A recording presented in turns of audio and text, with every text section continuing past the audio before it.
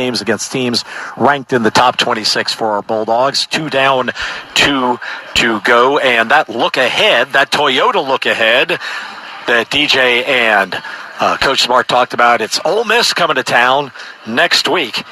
We'll find out about kickoff time sometime tomorrow and let you know along all of the stations along this network. Visit your local Toyota dealers today. Toyota, let's go places. Final thoughts, man. Scott Howard. I'm ready to look forward to Ole Miss. They haven't been here in over a decade. I mean, that's just strange to think about in this league, but just the way scheduling and expansion has affected things. Ole Miss hasn't been in Athens since 2012. We haven't played in 7 years. And Ole Miss, all right, Z, cover your ears. I know it's coming. Ole Miss. You can say it now. I can? Okay, good. Say it right now. Ole Miss is the only team that Georgia has not defeated with Kirby Smart as their head coach. That's the only school in the league right now that he doesn't have a win against. We lost to them in 2016 in his first season and haven't played them since. So it's an opportunity to check that box. I'm sure that's the least of his concerns. He wants that team to win, and they're going to prepare hard for it. And we get a very good Ole Miss team here in this building, and they survived Texas A&M today. They had a Donnybrook out in Oxford today, and Ole Miss survived that game with A&M missing a field goal at the end of the game to try to force overtime, and they win by 3. But another good offense coming into town next week. I think Georgia early on might have the edge defensively, but we'll see as the week progresses and how everybody starts talking about this matchup. Correct me if I'm wrong. The Rebels are the only SEC team that Georgia does not have a winning streak against right now.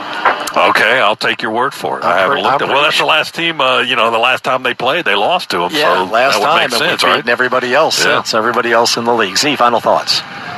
Old-fashioned slugfest here this afternoon, and it was 2 physical teams, 2 well-coached football teams that just play with such discipline. It's hard-nosed. It's really what we thought it would be coming into the game today. And anytime that you can get a win in the SEC against quality opponents, and I'm so glad all the talk about Georgia's schedule now is going to go away, because we do have, when you look over Florida and then Missouri, then Ole Miss, and then Tennessee, right? We're going up against some of the top teams in the country, and it's going to be a battle every week. You don't care if it's pretty or not. You need wins right now, and to come out of this one with a win after that kind of a physical football game is awfully gratifying. Final note for me is that Brady Cook, the Missouri quarterback, came in completing 70% of his passes on the season. Today, 47% of his passes completed against Georgia. Well, next Saturday, we'll find out what time we kick off. Well, we'll find out tomorrow, but next Saturday, Ole Miss will be coming in. We already know that it's either going to be at 3:37 or 7:30, and the announcement will be made tomorrow. The Locker Room Show has been presented by Regions and the Governor's Office of Highway Safety.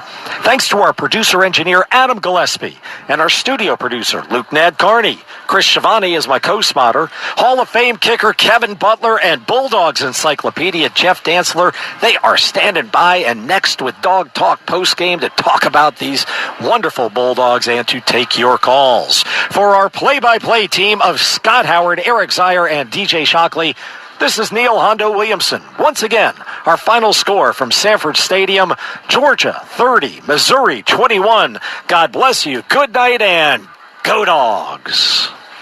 When you live in SEC country, you feel it.